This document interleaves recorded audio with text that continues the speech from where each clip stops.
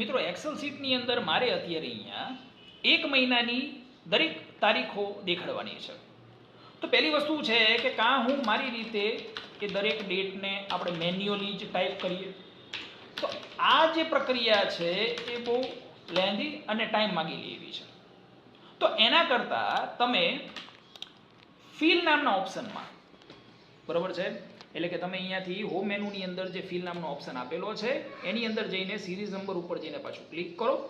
સિરીઝની અંદર જઈને date select કરેલી છે, સ્ટેપ વેલ્યુમાં 1 બરોબર છે, સ્ટોપ વેલ્યુમાં તમે શરૂઆતની ડેટ તો નાખેલી જ છે એટલે એ મંથની એન્ડ ડેટ તમે આની અંદર લખી દો અને સિરીઝ ઇનની અંદર કોલમ સિલેક્ટ કરીને ઓકે આપશો તો કોમ્પ્યુટર તમને એ આખા જ મંથની ડેટ બાય ડિફોલ્ટ લખીને આપશે.